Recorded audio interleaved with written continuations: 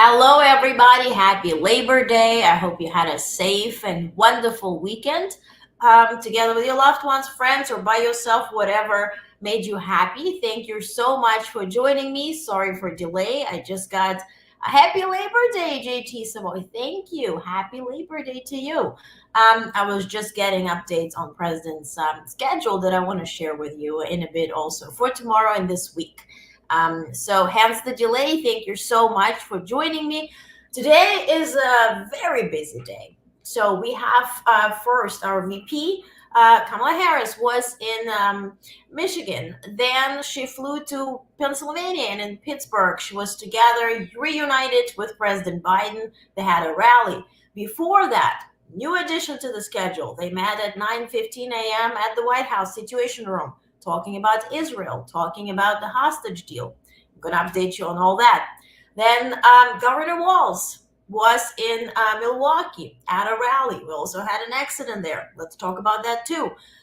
Then also the voting commission issued some dates that I want to remind you on and kind of share the details that they shared with the press. So to make sure you're well informed.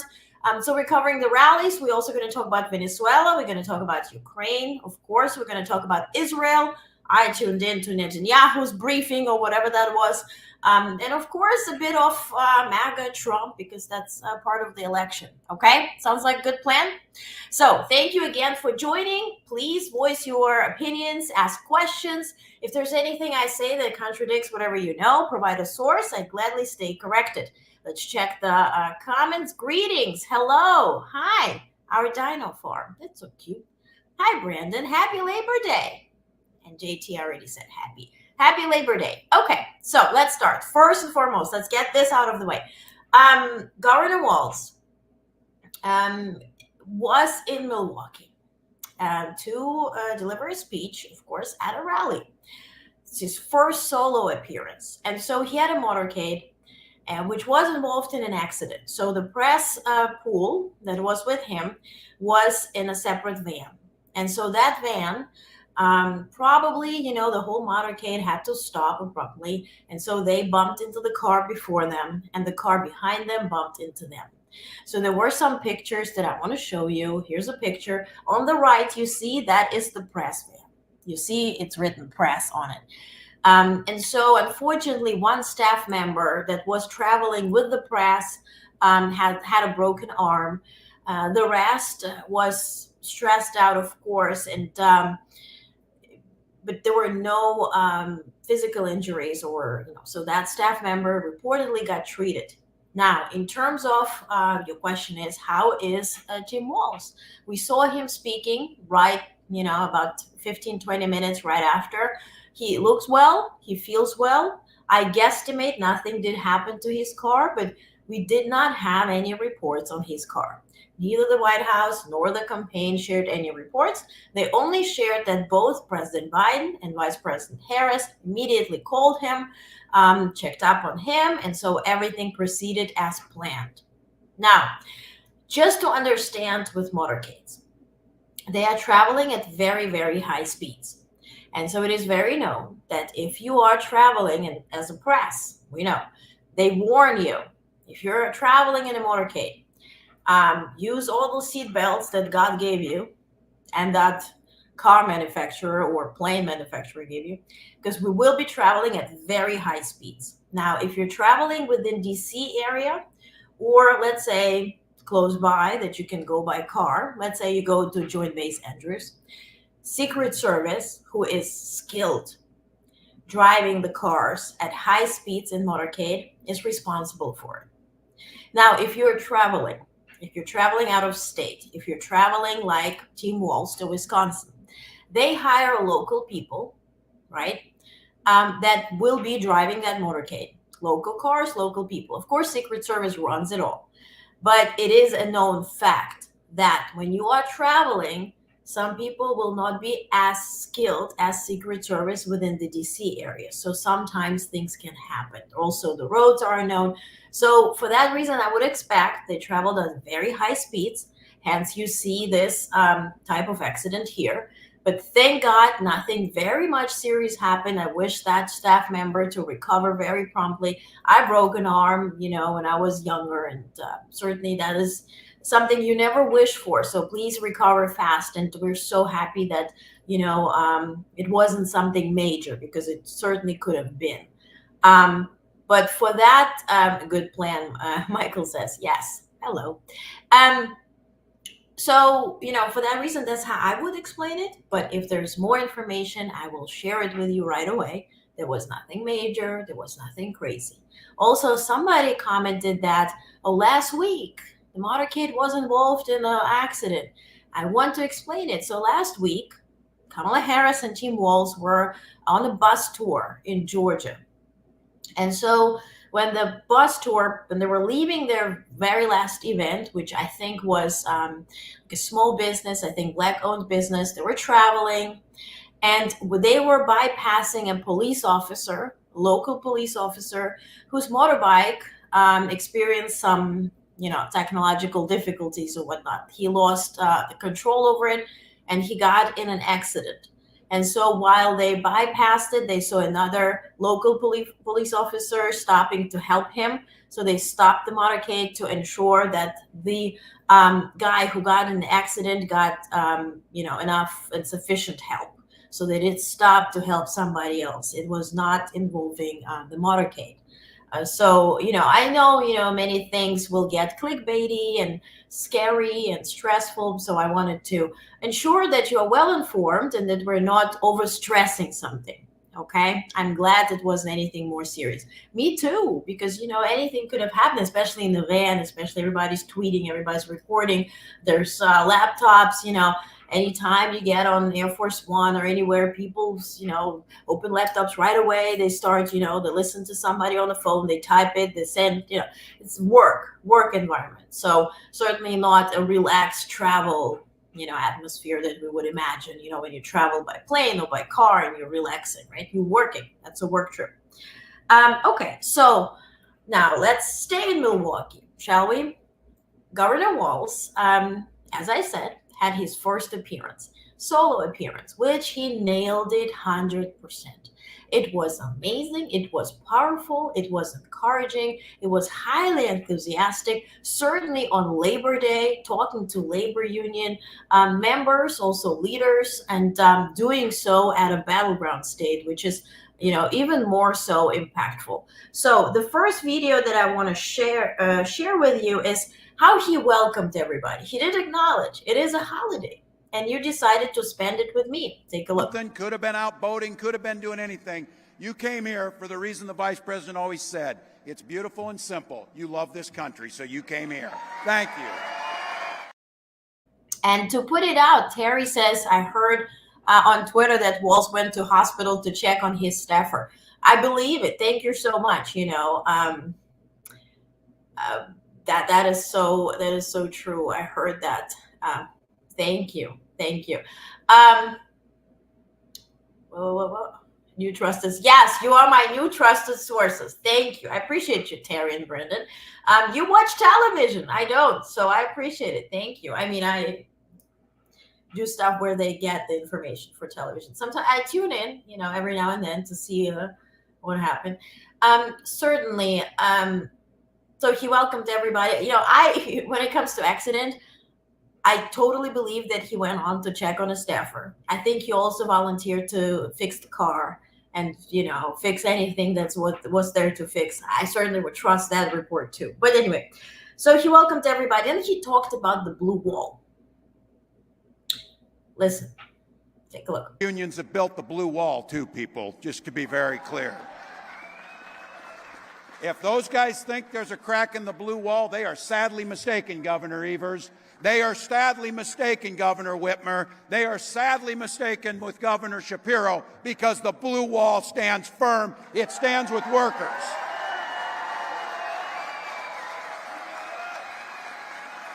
Really simple. It's really simple. When unions are strong, America is strong.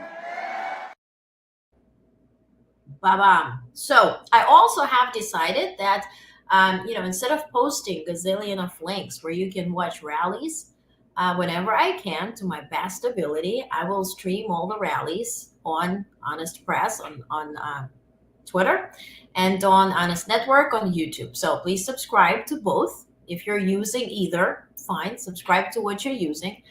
So you get notifications when I stream all those rallies. So you don't have to search around for links. I'll just stream it all for you so you have it all available in one spot. And then we also organize watch parties, which our next one will be on September 10th. So in the email that you're going to receive tonight, and I'm not going to pass on this possibility to spread the actual news advertisement, it's free. Sign up for Substack, onest.substack.com. You get your emails all in one place into your mailbox. All the news that did happen today, play-by-play, video clips, memorable moments from rallies, from speeches, as much as actual news worldwide. So you're going to get there. And also there will be a link to join us, RSVP, to our watch party for the first debate. I mean, it's essentially second presidential debate, but the first one between Kamala Harris and Donald Trump, which will be on September 10th at 9 p.m. Eastern. It will be held in Pennsylvania, and we will be streaming and watching it together. So if you want to watch together and chit-chat with like-minded, real people, no bots, then please join. And by the way, Friday was an interesting day. I'm not going to go into detail, but I decided that I will look at every single account of those who will be joining our watch parties and our town halls specifically to make sure we have like-minded people, just to prevent that, protect our friendly atmosphere, to put it this way. But, it's all good. So if you're like-minded, great. All right. So next, he talked about Project 2025. How could he skip it? And by the way, that is what news, right? Mainstream media noted. All the speeches included Project 2025. Biden's speech, Harris, both speeches today, as much as Tim Walz. And they said, well, now it's mainstream. Everybody talks about Project 2025. And Trump, tries to stay away from it and claim that it has nothing to do with him. Now, the biggest problem here is that what's supposed to be secret became public. What's supposed to be known only when America has elected the buffoon, it became known, right? It became known. It became common knowledge. And so certainly it does explain that, he's distancing himself. Let's not get into his theatrics or agendas. It's none of our business. But the point is, truth be told, Project 2025 is as connected to MAGAville, MAGA community, as to Donald Trump and Heritage Foundation and the entire group of people that worked first for Trump and then on the Project 2025 within those 4 years when he was now out of the White House. So let's not separate those two. Let's not wonder why we're talking about it, because that is the game plan. Yes, there's also Agenda 47, but it's a copy-paste. Really copy-paste. It's same as Michelle Obama's speech right next to Melania Trump's speech when she copied it. It's a copy-paste thing, okay? All right, so let's listen to Tim Walz talking about Project 2025. Somebody said, what's next, child labor? Hell yeah, it's in there. That's what they've got in there. You see states doing that, putting our children at risk. That's what they'll do. So look, they'll go after things like Social Security and Medicare. And I keep saying this. repeal the Affordable Care Act, go back to no pre-existing condition protections. And even if you're not on the ACA, you know somebody who relies on it. And here's what I say. They don't think a damn about Social Security, because I guess if you've got $1 billion, you don't care if your Social Security check shows up. But I tell you who does. My mom. She pays the bills with that in the heat and buys food with her Social Security check. And she worked for it and earned it. That's how it works. Am I the only one who, excuse me, I was too excited. Am I the only one who wants to see and meet Tim Walz's mom? I think we deserve to meet her. Tell us, please. We want to hear from her, how she got this wonderful son and how she raised him. Okay, with the right set of values. Now, I have glasses on. We're about to read. So, here's election information that I want you to know. Please listen. So, upcoming elections for federal office from fvap.gov. The following states have elections for federal office in the next 90 days. S is for state primary, R, state runoff, if necessary, and SG, special general election. So you see here, September 2024, September 3rd, Massachusetts, that's state. And we need to elect right people in the states too. Don't just focus on presidential election. Lower elections, state elections, Congress, Senate, all of that really matters. Okay, September 10th, Delaware, New Hampshire, Rhode Island, and New Jersey on September 18th. And then, of course, November 5th, general election nationwide, and then Nebraska, Texas, Wisconsin, and then December 3rd, Arkansas, Georgia, and December 7th, Louisiana. So what we need to know, what you need to know, what we all need to know. Register and request your ballot by your state's deadline. That's really important, right? If you want to use a ballot that you're voting, not going there, but you vote from home, or perhaps you're elsewhere. You can use FVAP's Easy Online Assistant at fvap.gov/FPCA. I also posted it on Twitter, so you can just click on it. I also have that in your email, so if you receive it, just click on it. Double check if you're registered. So this thing will walk you through each section of the form. After you finish filling out the FPCA, print it, sign it, send it to your election office. Most states accept the FPCA by email or fax, while some require it by mail. Check your state-specific guidelines, also there at fvap.gov. Now, if a requested ballot has not arrived, use the federal write-in absentee ballot. Now, immediately at fvap.gov/FWAB. Now, it acts as a backup ballot. Now, if your official state absentee ballot arrives after sending this thing online, complete and send it in the official ballot too. Only one will be counted. So just be sure, do both. To ensure your voted ballot is received by your state, go to fvap.gov, click on your state, and then check the status of your voted ballot button. So if you are using this option, please do so wisely. It's really, really important. Really important for the state elections, not just the presidential election. Heck, if you have never voted, now's a good time to start. See, I gave you the Trump hands. Good time to start with this, okay? So that would be wonderful to see his mom. Tim Walz, a great man. His mom must be awesome. Yeah, and relatable and real. Hallelujah, mazel tov. Okay, so let's share some updates from the Harris-Walz campaign. The details, the numbers, the bitty-gritty, whatever, will be in your email tonight, so you get to see it.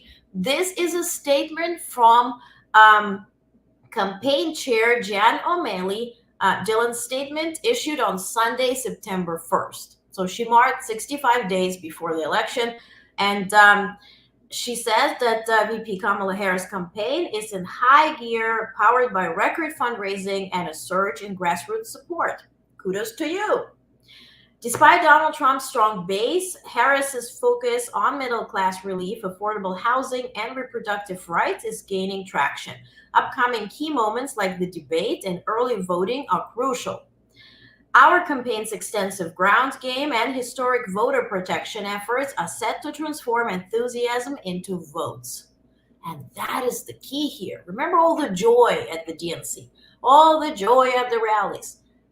Only when enthusiasm is translated into voting that's when results are produced. If you think about Trump, that's when the fear mongering, when that translates into voting, that's when that base wins. Here, it's enthusiasm into votes, there's fear. So I think that's what the main difference is, really, between those campaigns. So choose what you like to be, joyful or fearful. Now she says, our campaign's extensive ground game and historic voter protection efforts are set to transform enthusiasm into votes.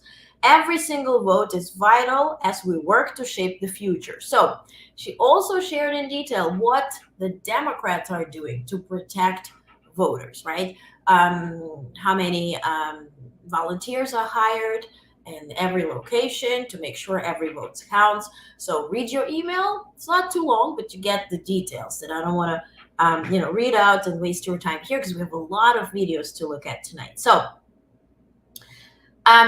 lastly, the disgusting thing about Trump and Arlington, and I mean, it's thing is like it's a story that keeps on giving because he keeps monetizing it. It's sort of that talk, like this old school thing that any PR is good PR. Remember when we talked about celebrities? Just remember when we talked about celebrities. People got together, people got divorced. J Lo this, J Lo that. I don't remember when we, even did that. I haven't opened that type of stuff. Remember like Paris Hilton times or any like yellow press thing. That's the method, I guess, for the mega bill. But they're using soldiers, worse, fallen soldiers. So I saw some statements from MAGA where they say, well, how dare you to blame Trump? Fallen soldiers asked him to do it. My question is, how did they do that? Did they use some board or like in a dream? How did that happen when fallen soldiers used him? But what I want to show you is Kamala Harris issued a statement, was in the email to Trump. So she says, as vice president, I have had the privilege of visiting Arlington National Cemetery several times. It is a solemn place, a place where we come together to honor American heroes who have made the ultimate sacrifice in service of this nation. It's not a place for politics. And yet, as was reported last week or this week, Donald Trump's team chose to film a video there, resulting in an altercation with cemetery staff. Let me be clear, the former president disrespected sacred ground, all for the sake of a political stunt. So she goes on and then she says, I will always honor the service and sacrifice of all of America's fallen heroes who made the ultimate sacrifice on behalf of our beloved nation and our cherished freedoms. I mourn them and salute them, and I will never politicize them. I will add, I will never monetize them. Because those TikToks with millions of views, that's what funds his campaigns too. So add that to the story, and then you have official right to go throw up. Do it after this. So, or don't do it at all, please. It's not worth it. Now, Trump flipped it yet again. Here's, I think, the only video today of Trump where he blames the families for setting him up for this failure. Take a look. Should your campaign have put out those videos and photos? Well, we have a lot of people. We have people, TikTok people. We're leading the internet. That was the other thing. We're so far above her on the internet. But on that hallowed ground, should they have put out the images of those? I don't know what the rules and regulations are. I don't know who did it. And it could have been them. It could have been the parents. It could have been somebody. It was your campaign's TikTok, though, that put out the video. I really don't know anything about it. All I do is I stood there and I said, if you'd like to have a picture, we can have a picture. If somebody did it, this was a setup by the people in the administration that, Trump is coming to Arlington. That looks so bad for us. Yeah, Brandon, I agree with you. The more he talks, the worse it gets. And I want to show you, by the way, I lied. I have one more 14-second video of him, which is really important to talk about today. I think it will have consequences. I hope it will. Well, it caused those memes. See here, Trump 2024, putting flags at every grave. Or this. I think this is very appropriate. And that's exactly what happens. The more he talks about it, the deeper he gets the Trump vans. Right there. Speaking about memes, can I share one that I really liked? Here's about J.D. Vance, New Yorker cartoons. What's your most normal human food? Am I nailing this interaction? That's really describes, of course, they're referring to this donut place, but certainly it's all of it. Like any appearance, it's kind of like, hmm, have you seen people before? No, maybe. Okay, so this is what I want to talk about. Last thing about Trump. Today, he sort of admitted that he bamboozled with the election results. And then he said, why wouldn't you do it? That's allowed. Listen very carefully. It's just 14 seconds, but I want you to focus, okay? Focus, focus, focus, focus. Listen. Whoever heard you get indicted for interfering with a presidential election where you have every right to do it? You get indicted and your poll numbers go up. When people get indicted, your poll numbers go down. Huh? What? So you interfere with the election, you get indicted for it, which is normal. And when you're indicted, your poll numbers go up. Excuse me? He says, whoever heard you get indicted for interfering with the presidential election where you have every right to do it? That's a quote. Can this be used as evidence, or, like not just evidence, but actually admitting that you've done that and you think this is normal? Whoever is in charge, use this. Please use this. But Harris and Walz have issued a response that I want to read out for you. So here we go. Statement on Donald Trump claiming he had every right to interfere with the 2020 election. Glasses go on. Last night, in an interview with Fox News, Mark Levin, Donald Trump admitted to interfering with the 2020 presidential election and claimed he had every right to do it. Trump, whoever heard you get indicted for interfering with the presidential election where you have every right to do it. You get indicted and your poll numbers go up. Reminder, after encouraging a violent insurrection on January 6th to overturn the results of the 2020 election, Trump has repeatedly defended January 6 rioters who attacked law enforcement officers. Trump has already claimed without evidence that the 2024 election is already rigged and has refused to say whether he will accept the 2024 election results. Now, here's a statement from Sarafina Chitika, the spokesperson for Harris-Walz 2024 campaign. She goes, quote, everything Donald Trump has promised on the campaign trail, from terminating the Constitution to imprisoning his political opponents to promising to rule as a dictator on day one, makes it clear that he believes he is above the law. Now, Trump is claiming he had every right to interfere in the 2020 election. He did not. While Donald Trump is pushing his false history about the past, the American people are already ready for a new way forward. They know Vice President Harris is the tough as nails prosecutor we need to turn the page on chaos, fear, and division and uphold the rule of law. That's the mic drop moment. And I'm so happy that since mainstream media does not do the fact checking, that the campaign started doing fact checking. And I received so many emails from Trump's campaign, Trump Vance campaign, where they also do the fact checking.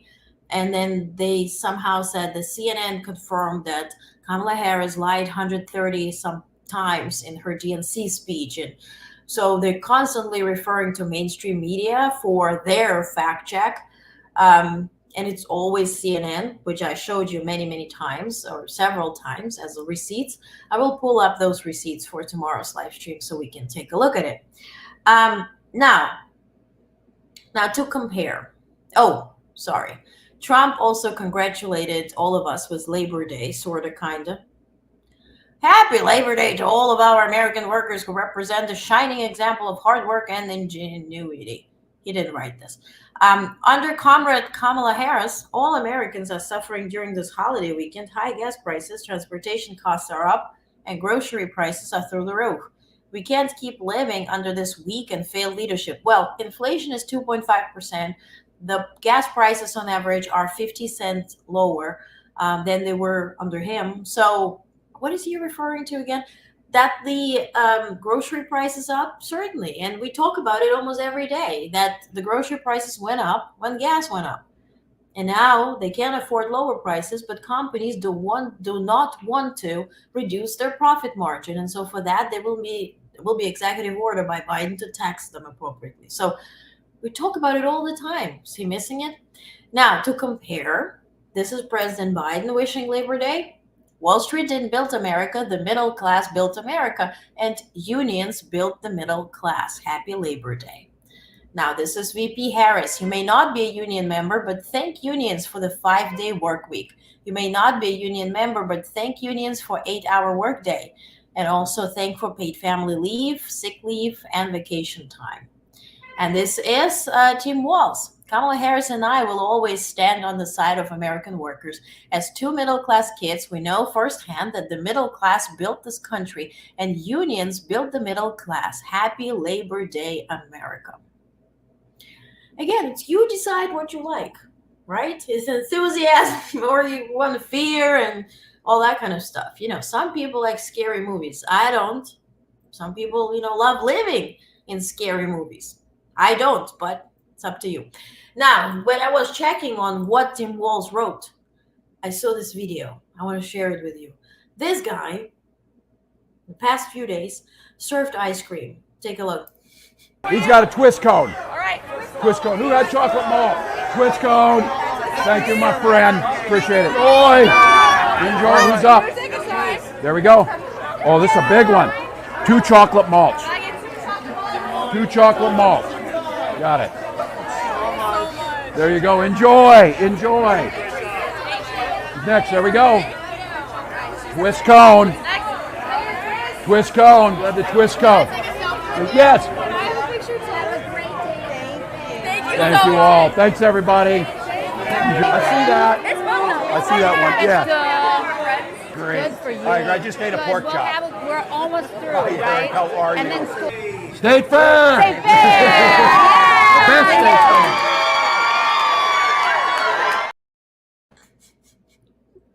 Fair. He went to the state fair and then started working there.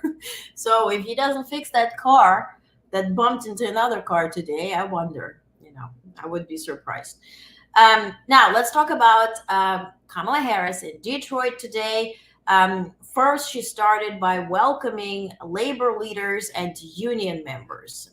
Let's check out this video first. Here we go. We are committed to doing the hard work of lifting up America's families, and I want to thank everyone here for that work and the way you do it every day, including General President Booker of the Laborers,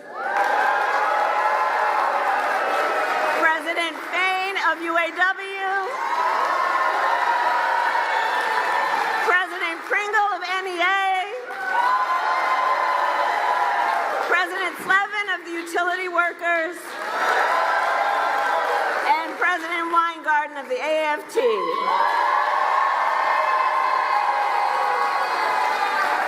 And thank you to all of the union members who are here this afternoon.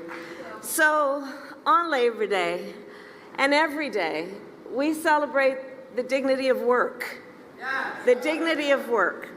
We celebrate unions because unions helped build America, and unions helped build America's middle class. Right? I see the questions. No, Gus, I don't see him in the videos, but maybe it's a holiday and Gus wants to spend some time with friends. Who knows? Okay, that's referring to Tim Walz serving ice cream. Now, she also celebrated accomplishments of the unions that does affect all citizens, kind of what she already hinted in her tweeted Happy Labor Day message. Everywhere I go, I tell people, look, you may not be a union member, you better thank a union member for the 5-day work week. You better thank a union member for sick leave. You better thank a union member for paid leave. You better thank a union member for vacation time.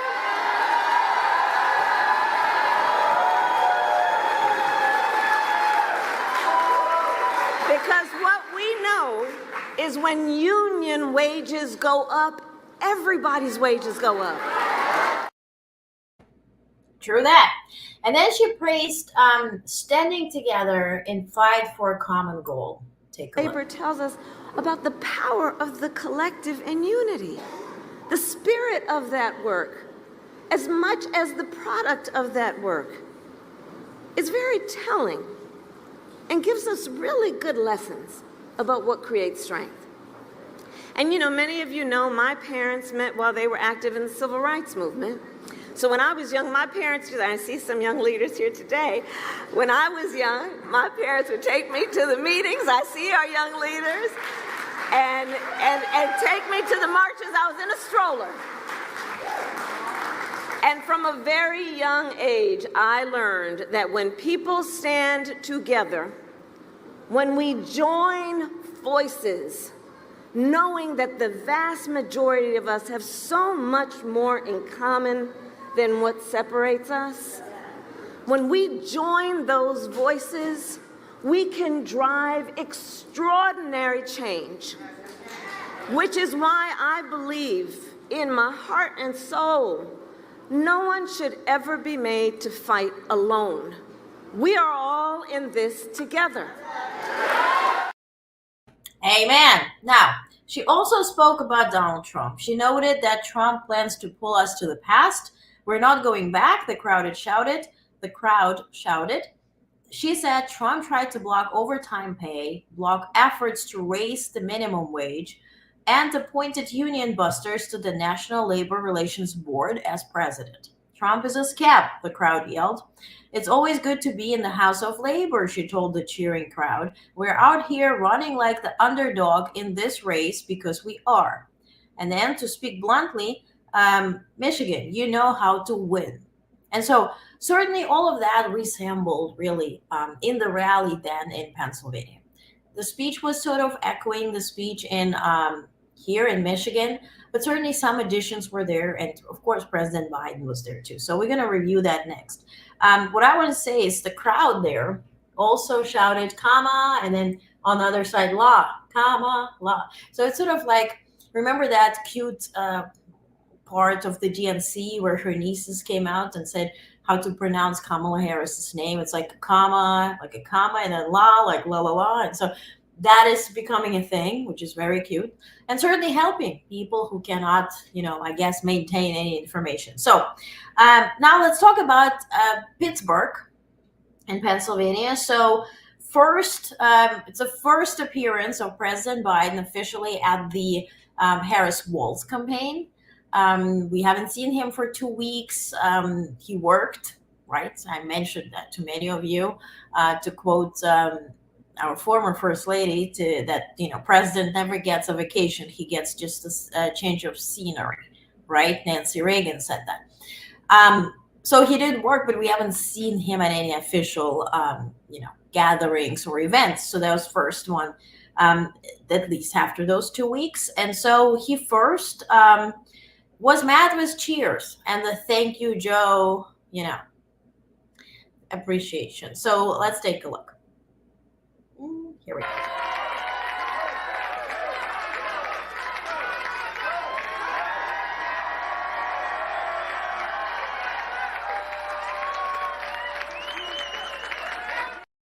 So there were 600 people per campaign, about 450 people at the previous one where Kamala Harris was in Michigan, but certainly those are labor workers, leaders, and representatives of several unions. So I guess they had to be choosy, and also the fire department called capacity at both events and didn't let any more people in because the events were at the capacity.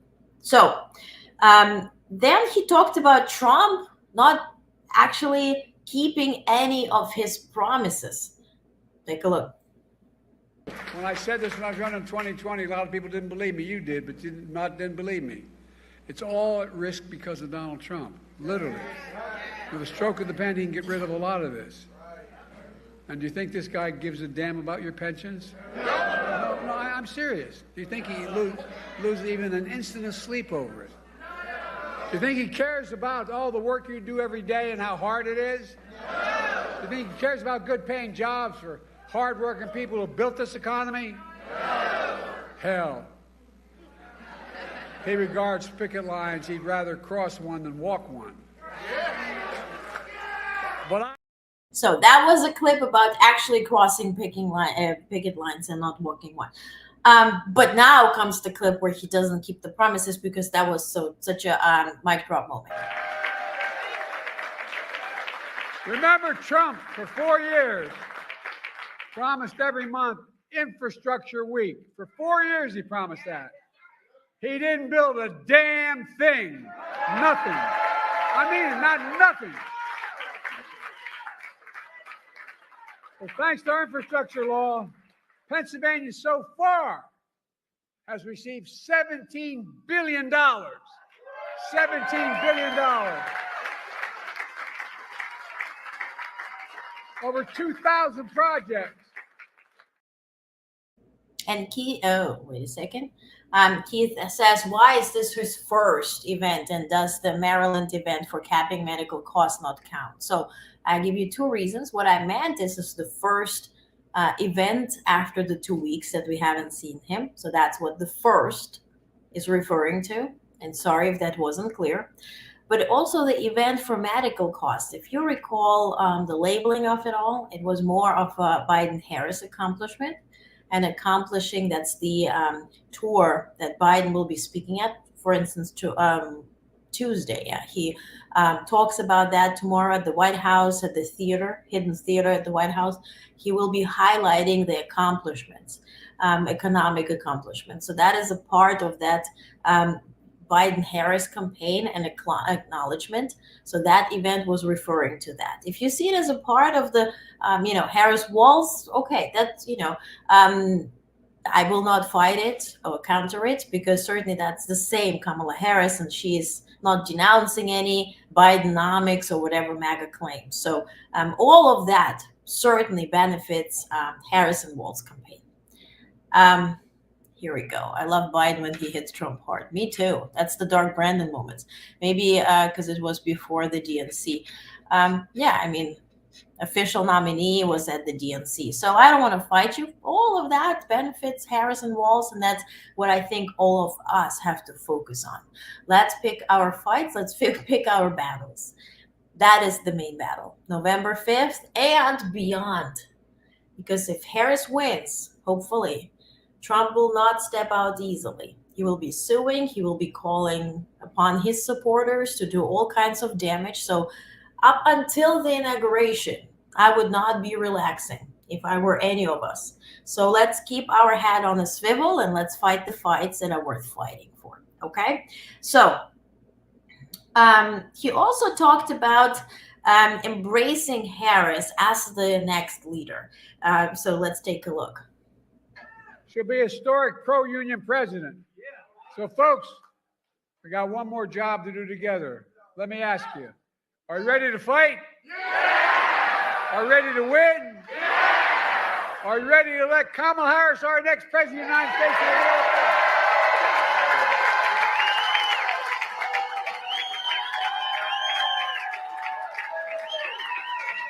America? And in the process, are you ready to make Donald Trump a loser again?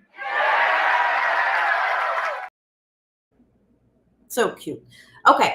Now, some clips from Kamala Harris, I mentioned it, echoed the speech in Michigan. So let's not review the same stuff. But some things where she talked about, for instance, here, about the opportunity that's at stake. Because, of course, that's the nature of who we are as Americans. We have dreams. We can see what is possible unburdened by what has been. We have aspirations. We have ambitions. And the system that is a good system is one that supports that and allows people the opportunity to go where they can see and imagine themselves to be. That's what I'm talking about when I talk about an opportunity economy. We fight for a future where every senior can retire with dignity. And so we will continue to defend Social Security and Medicare and pensions. And so here's the ending, because and some platforms it was cut out.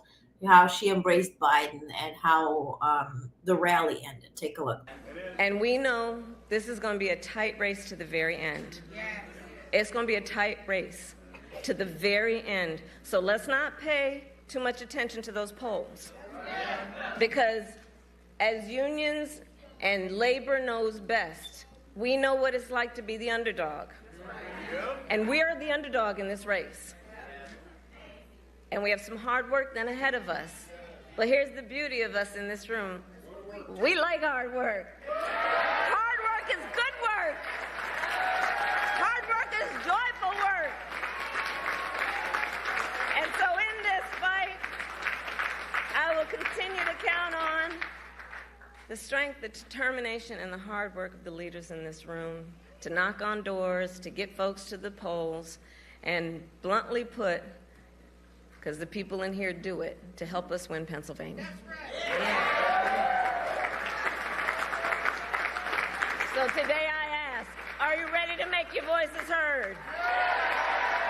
Do we believe in freedom? Do we believe in opportunity? Do we believe in the promise of America? And are we ready to fight for it? And when we fight, we win. God bless you. God bless America.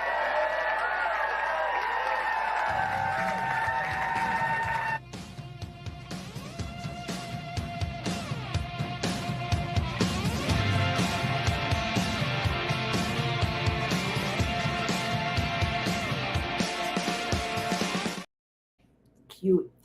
Jack says, laughed when she said, ignore the polls. It's true. We have to vote because polls don't vote. And that's my And we know. vote. Okay. That's my whole point because, also, it's like you can go on social media and you can think that everybody's a hater, right? Just because hateful voices are amplified. If you think on Twitter, you think about MAGA or, those voices have received more visibility by definition because it's run by a certain management, right? But also those who are negative, the keyboard warriors are usually eager, right, to respond, to fight. And so we might get this illusion that everything is so disgustingly negative and everybody's cursing everybody out. But then you answer, your place and you're like, oh, actually on the street, we don't do that, right? It would be way more difficult to tell somebody such hurtful stuff in person than to type it when you're hiding behind the screen, behind your keyboard. So for that reason, that also works together with the polls. I can click buttons. I can employ bots to click buttons. But when you have to exit your place, take transportation, or walk over and vote, that is a very different action than what you're doing at the computer. So I absolutely agree. And discouraging people to pay attention to polls is important. Trump and his campaign are pretty dumb for ceding airwaves to Kamala and Tim for Labor Day. Keith, thank you. And that is the good planning. I was one of those last week when I said, I want more events from Harris and Walz. Where are they? Why is it just one event a week? Now they hit 3 states in one day. Biden, Harris, Walz, everybody was out. It was constant coverage. They did not ever schedule an event where you had to choose whom you want to watch. And then, of course, if you think about mass media, it repeats, right? If you ever watched a news channel from morning till evening, you're going to hear the same kind of news 10, 15, 20, 25 times. It's literally same cutout clips with different logos of different shows and programming that's running, but the same thing all day. So it will run today, it will run tomorrow, it will replace finally the DNC clips that they were still discussing yesterday, like full coverage. They were literally replaying DNC yesterday on MSNBC at prime time. Like, really no content? So absolutely, Keith, I absolutely agree. Okay.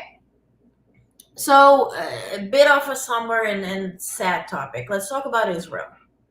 And let me show you the statements right away, because the first statement came from President Biden and then from Kamala Harris. So President Biden said that this weekend, Saturday, Earlier today, in a tunnel under the city of Rafah, Israeli forces recovered 6 bodies of hostages held by Hamas. We have now confirmed that one of the hostages killed by these vicious Hamas terrorists was an American citizen, Hirsch Goldberg, Poland. I'm devastated and outraged. Hirsch was among the innocent brutally attacked while attending a music festival for peace in Israel on October 7th.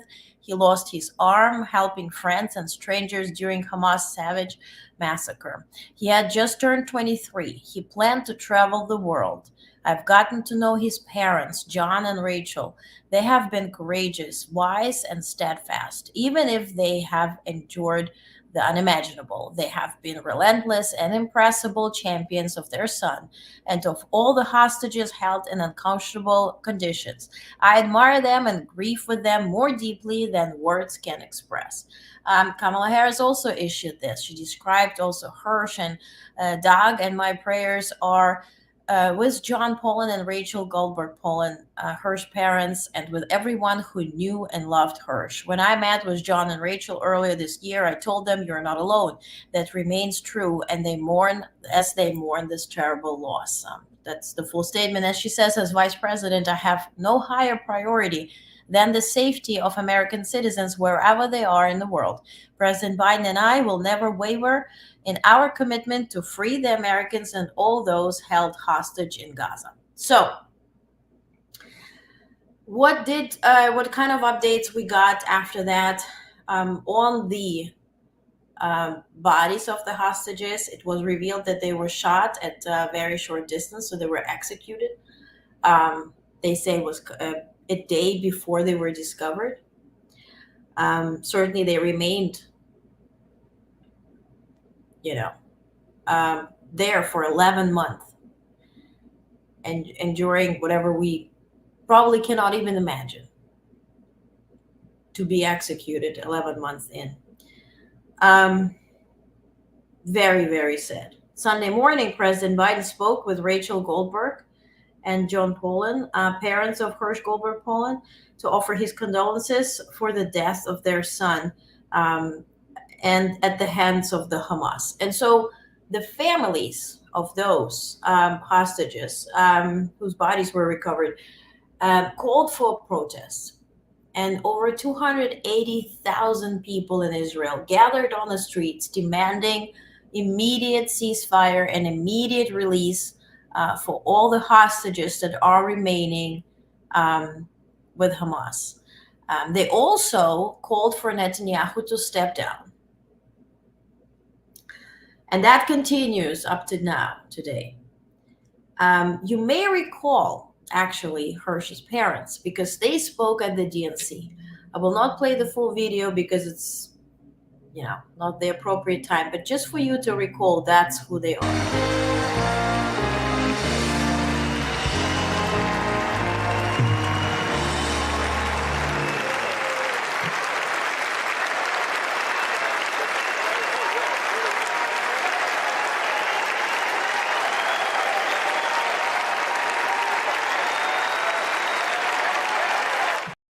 So today they delivered a eulogy for their son, which I didn't want to cut out and present to you just, to get likes and shares. Feels weird on my end, but it was very touching. And the mother, was so impactful. She finished with, "Thank God you're free now."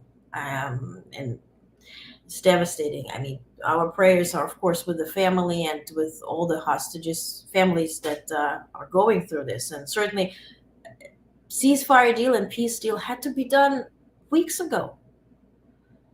Biden offered that or put that together on May 30th. It's September 2nd. We're still nowhere near, right? So what did happen today? There was change in the schedule. President Biden and Kamala Harris were called they called up together all the National Security Council advisors and more into the briefing room, into Situation Room at the White House. So here's a readout. Today, President Joe Biden and Vice President Kamala Harris were briefed in the White House Situation Room on the ongoing negotiations for a hostage deal between Israel and Hamas, facilitated by Qatar and Egypt. Here's a video. Here's a picture from the Situation Room. This briefing follows the recent tragic discovery of 6 hostages, including American Hirsch Goldberg Poland, executed by Hamas in Gaza. Now, prior to the briefing here, when President Biden arrived at the White House, he then stopped to talk to reporters. He outlined his immediate schedule, mentioning that he would attend national security meeting before traveling to Pittsburgh. He also touched on the situation in Israel, stating we are very close to finalizing a hostage deal and expressing cautious optimism that this deal might succeed where others have not, with a remark that hope springs eternal. When asked whether Israeli Prime Minister Benjamin Netanyahu should be doing more, Biden responded no. Referring to that he is not doing enough right now. He was also questioned about his reaction to the widespread demonstration in Israel, to which he replied that he would gather details during his meeting and provide more information afterward. In response to queries about families of hostages, Biden reaffirmed his commitment to pushing for their release. He said, I've spoken to the families, I spoke to the moms and dads, we're not giving up. We're going to continue to push as hard as we can. Here at the briefing, if you wonder who was there at the briefing, Anthony Blinken, as you see here, our Secretary of State, of course, our Vice President Harris. Also there were Bill Burns, the Director of CIA, Jeff Zients, Assistant to President and Chief of Staff, Jake Sullivan, of course, President's National Security Assistant to the President for National Security Affairs, John Feiner, Assistant to President and Principal Deputy National Security Advisor, Phil Gordon, who is the equivalent of Jake Sullivan for Vice President Harris, and Brett McGurk, Deputy Assistant to the President and Coordinator for the Middle East and North Africa National Security Council. So the White House later issued a statement detailing the briefing. They said President Biden expressed profound devastation and outrage over the murder of Hirsch Goldberg Poland and the other hostages, emphasizing the need to hold Hamas leaders accountable. The briefing covered the status of the bridging proposal led by United States, Qatar, and Egypt, and outlined next steps in the ongoing efforts to secure hostages' release. Now, meanwhile, mass protests, as I mentioned here, continue across Israel, with demonstrators calling for ceasefire and release for hostages. Now, Netanyahu gave his address today, which came a few hours after the Situation Room briefing. So in this address, first he apologized for not saving those hostages. He said, I apologize. He did not say it's his fault, but he said, I apologize for not doing everything to save their lives. Then he brought up a map. That's him. He asked for forgiveness for not bringing the hostages and promised that Hamas will pay for their violence. He said the key to the hostage release, ceasefire, and peace is having control of the Philadelphia corridor. And that's what he is showing here. So note, Philadelphia corridor is also called Philadelphia Route. In Israel, it's a code name for a narrow strip of land, 14 kilometers, 8.7 miles in length, situated along the entirety of the border between the Gaza Strip and Egypt. So in his opinion, if they control the border with Egypt, they will control Gaza. Now, that is certainly the part of the negotiations. Neither Egypt is wildly happy about it, nor obviously Hamas is happy about it, because then they will be controlling Gaza from both sides, right? And from the up and down.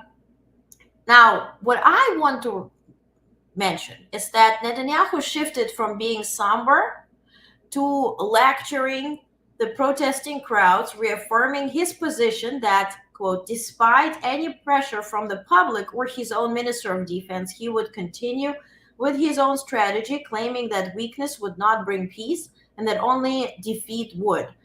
He noted, though, that he agreed to the proposed deal by Biden, but has not seen similar behavior by Hamas, which is also a wild stretch because Hamas did agree, and they're supposed to sign it in Tehran, in Israel, at the inauguration of the Iran, at the inauguration of the Iranian leader, and then Israel executed that Hamas leader who was supposed to sign the deal. So that is a stretch.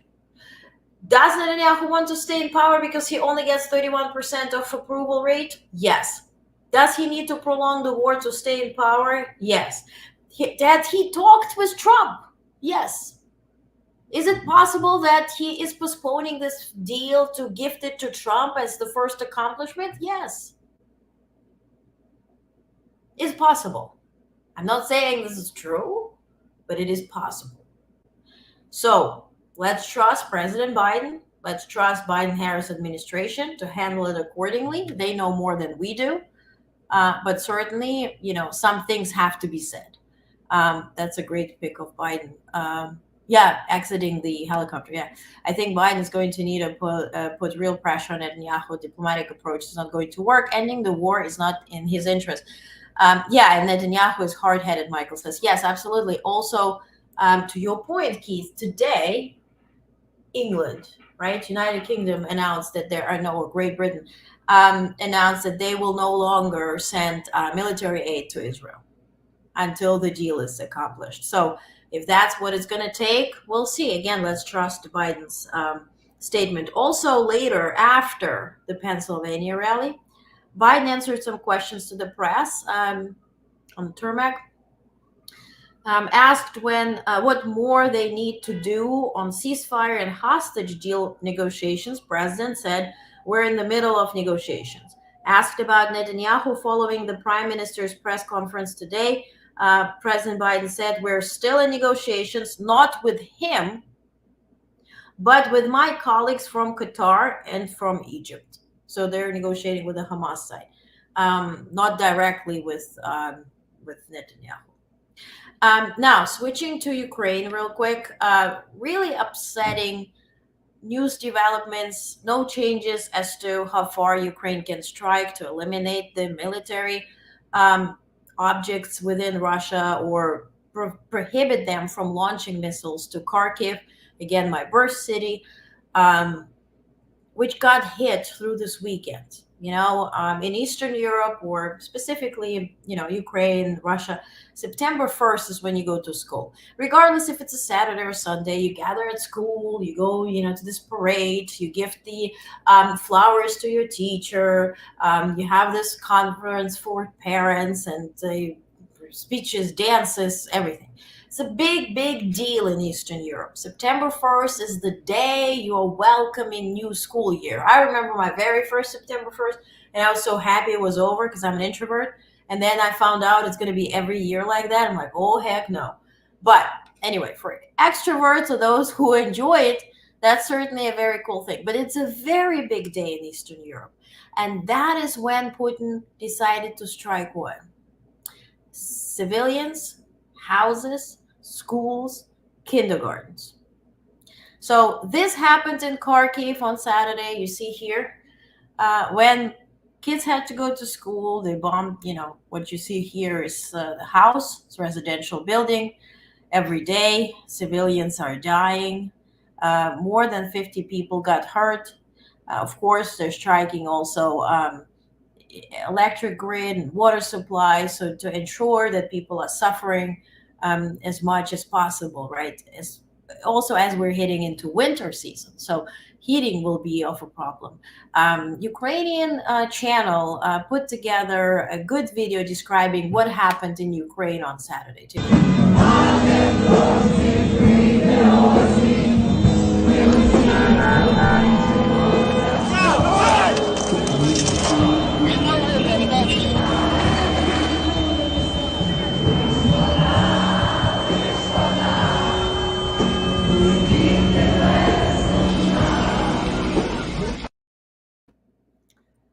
So as you read there, instead of having a holiday and embracing new school year, people have to fight for their lives. As to today, they bombed Kiev and Kharkiv also as recent as just before I went live. Kiev, they destroyed today educational facility on the first day of school. Um, the Prime Minister of Netherlands, School, traveled to Ukraine. And so in Zaporizhia, President Zelensky, as you see here, and Dutch Prime Minister Dick Schoof discussed crucial support for Ukraine, focusing on enhancing air defense with Patriot systems, increasing F-16s, and addressing energy needs. Zelensky praised the Netherlands' leadership in air defense and holding Russia's accountable, while Schoof announced a new aid package for Ukraine's energy sector. They also discussed expanding sanctions on Russia and preparing for the next NATO summit. Together, they aim to strengthen Ukraine's defense and advance towards a just peace. Another worrisome news is that Ukraine expects Iran to ship missiles, ballistic missiles, to Russia imminently. So Ukraine allies fear Iran may soon ship missiles to Russia, marking a troubling escalation. US and NATO have consistently warned Tehran against such shipments. As you see, it's reported by Bloomberg. Warning doesn't help years in. Condemning speeches, more letters, more tweets. Allow Ukraine to strike and get them out. Allow it.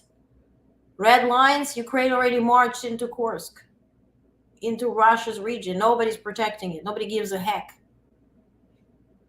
Red lines? What red lines? Their drones are falling in Poland. What red lines are we talking about? Also, if we talk about, oh, by the way, without those missiles, deliveries may start within a few days. The scale of deliveries and types of missiles are unknown. Now, in terms of Russia, Putin is bowing down to China, right? Today he came up with a new thing. He said that, he has this young kids with the former Olympic champion, former gymnast, Kabayeva. He has those secret kids through IVF, allegedly. She lives with them in Switzerland. But today, he suddenly started talking about those young kids speaking Chinese. Now, you got to read the subtitles. If you don't understand Russian, get ready. Get your phone up close, or your TV, or whatever you watch it, computer, because you're going to read it, and it's just going to be 8 seconds. Okay, here we go. Члены моей семьи говорят уже маленькие на китайском языке. Говорят свободно. Yeah, they speak fluently Chinese. Really? Okay. Why? And also prove it. In another news is that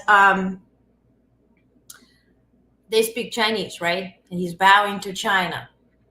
China is buying oil already at the sale price, like at the production price. So not even adding any markup. So just allowing Russia to survive. But in other news, Chinese banks are stopping transactions with Russia. Reuters reports. So how interesting is that? And mind you, right? It's a photo from August 14th. That's when the electronic ticker displays stock figures in Pudong Financial District in Shanghai on Wednesday. So maybe that's why suddenly his kids started speaking Chinese.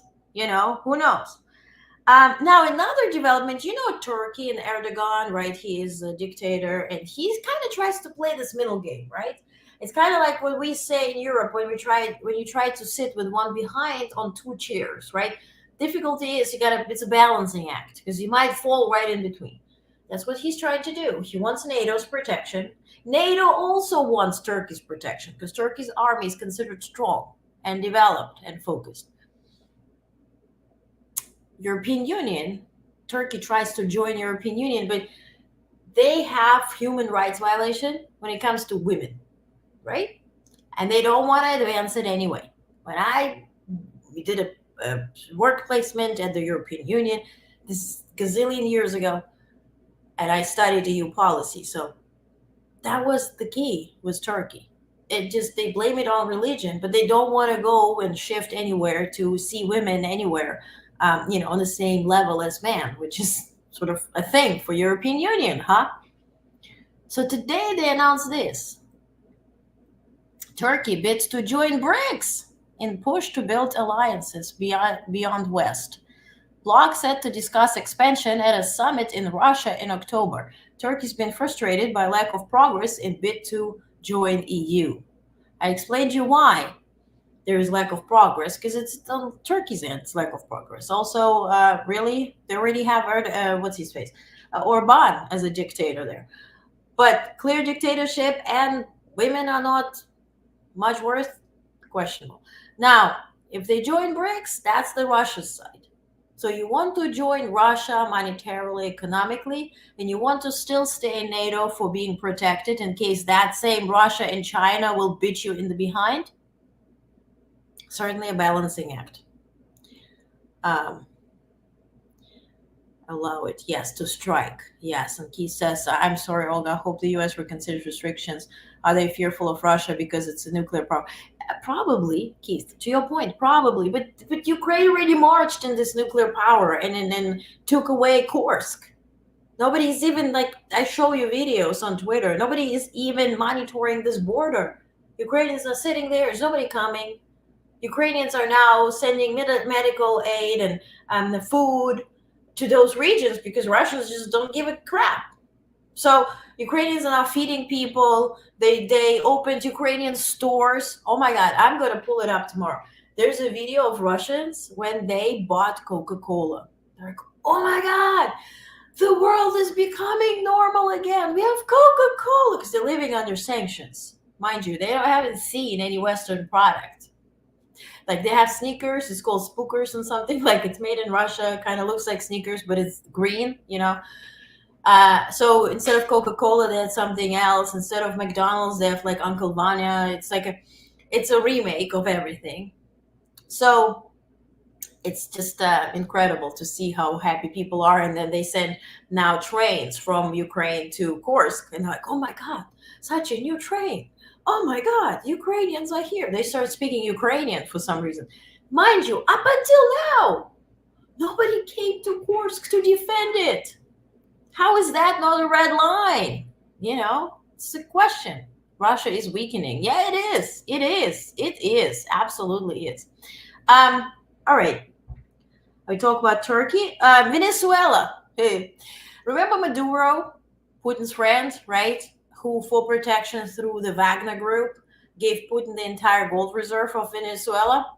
We spoke about it. I cover it all the time. Now, U.S. called politely to restore democracy, right? Because according to the ballot boxes and results and everything, Maduro lost. But he stays in power. He declared himself a winner. For some reason, the Pope declared him a winner. Don't ask me why. Why is the Pope mixing himself constantly on the wrong side of history? No idea. Please, you tell me. But U.S. today seized Maduro's equivalent of Air Force One at Fort Lauderdale in Florida. Take a Some look. exclusive live pictures that we're showing you right now of the seized plane belonging to Venezuelan leader Nicolas Maduro. Maduro, we should note, is not on board, but the plane was seized by officials for violating U.S. sanctions. CNN's Kylie Atwood joins me now. Kylie, this is pretty extraordinary. This does not happen, obviously, every day, where U.S. authorities go in and seize the plane of a head of state. But that is essentially what's happened this morning. Can you break this down for us? Yeah, exactly. Yeah. So the plane of Nicolas Maduro, the president of Venezuela, is now in the hands of the United States. Why was he flying to Fort Lauderdale? Trump probably served by the airport of Fort Lauderdale. It's the only international airport right next to Mar-a-Lago almost. To your comments, having Ukrainian stores, yes, to change hearts and minds in Russia is a masterful idea. Yes, very much so. Very much so, especially in that forgotten Kursk. Okay, now remember the owner of the Twitter thing, X, whatever? He thinks he's the government. I can prove it to you. Also, he kind of hates Biden administration, but when it is on his side and benefits him, he aligns with it too. That happened today. Remember that Venezuela is fighting with Musk, right? Maduro said, Musk, you are doing the crap he's doing in the US, like freedom of speech type of thing. So anyway, Venezuela is fighting with Musk. Brazil, now the courts approved the ruling that Lula's ruling to completely prohibit platform acts and stuff like that. So Venezuela obviously is very outspoken against Musk. And so what did happen today is that you see the plane, right, is seized by US authorities. Then Musk is tweeting, unless the Brazilian government returns the illegally seized property of X and SpaceX, we will seek seizure of government assets too. Hope Lula enjoys flying commercials. So, and then Eric Garland, I like it, says local South African man confuses himself for U.S. Department of Treasury, State, Commerce, and Defense. Exactly. So he's saying, listen, Lula, whatever we just did to Venezuela, we will do to you. Honey, what? What? Are you Napoleon, right? Who used to say, der Staat bin ich, like I am the state? You're not the state. And you're sort of against the Biden administration, or what? Or are you waiting for Trump to step in and then, what the hell? It's hijacking as fuck. Yeah, indeed. Oops, I said it. Anyway, on this note, one thing I want to show you is a video. NASA astronauts hear a sound that is sort of like a heartbeat coming from that infamous, at this point, Boeing capsule that brought two astronauts to be at the International Space Station for just 2 weeks. But they can't get them back because the capsule, is broke down. So it's going to fly alone, and the poor astronauts are staying until January 2025 to be flown on SpaceX shuttle back to Earth. Last time this thing happened when Soviet Union fell apart, and there were two astronauts that had nothing to come back to. There was no country that would welcome them because Soviet Union sent them, and there are movies about it. They were there 6 months waiting, flying around the Earth, around the orbit, waiting for somebody to pick them up. And then at some point somebody did, because there was no country to get them back. But now certainly we have a country, and we have, unfortunately, this Boeing situation. So according to NASA, the feedback noise, they see it as a feedback noise, did not affect the spacecraft operations or the crew activities. So they say unusual noise was first noticed by NASA astronaut Barry Butch Wilmore, who promptly contacted Mission Control for clarification. So take a look at this video with this noise. Certainly, sound engineers say that it all makes sense, that it's just a feedback noise. Like you bring your phone next to a speaker and it starts making weird noises. They claim it's the same thing. So take a look at the question video. about Starliner. Houston's with you, Butch. Go ahead. There's a strange noise coming through the speaker, and I didn't know if you could connect into the Starliner and let me keep mic and let you hear. I don't know what's making it, but I don't know if it's something that maybe is connected between here and there, making that happen. But anyway, can you do that? We can configure that, Butch. Give us a minute, and I'll call you back when it's ready. Okay. Station Houston on 2. We're configured for audio via hardline and CST. If you want to give us a call. Okay, I'm in Starliner, and how do you read? 5x5. How many? Okay, I'm gonna keep the mic up next to the speaker. Copy. Hear that? At negative, Butch. We did not hear anything. That. All right, Butch. That one came through. It was kind of like a pulsing noise, almost like a sonar ping.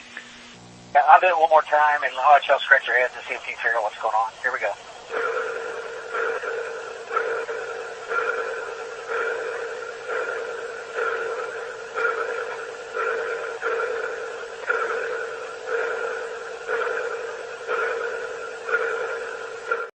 So you tell me, is that feedback noise? Is that a Boeing, having its own mission? Who knows? But on our end, this is the last thing I reported on today. So if you're not subscribed to emails, please go ahead. Please subscribe. Choose free option, whatever floats your boat. If you support, thank you so much. I appreciate you. So get your email tonight. The email is ready. It's being sent to you imminently once I get my bananas. I forgot to get them before. And I'm going to see you tomorrow at 8 p.m. with everything we have to cover. If you want me to cover certain things, DM me, send me an email, olga@onestnetwork.com. It's on the website. If you want right away articles, go to honestnetwork.com. Right away articles in real time are there. I post on Twitter like fast, real time actual news, and then the articles are posted right away on Honest Network, and then all of it is sent to you via email in the newsletter, and then I'm talking about it. So if you're new to this, I do everything to inform you on actual news. Okay, that's the main goal. I thank you for tuning in. Thank you so much. If you can share it with somebody who's interested or just repost it, I would highly appreciate it. If you can like it, subscribe, whatever it's needed, please do so. I never mentioned that, but people tell me I have to, so I'll do it now. Sounds like a sci-fi movie from the 50s. Yes, right? You know, like if you watch now this Gladiator or like the Terminator movies with the Schwarzenegger, like he was scared from we were scared of this little foil thing. Yeah, certainly. Thank you, Jack. Thank you for watching. Have a great night. We heard a siren in your background. Hopefully everyone, it's New York, we constantly have sirens, so thank you for worrying. Thank you. Daniel, right? Yeah. Okay.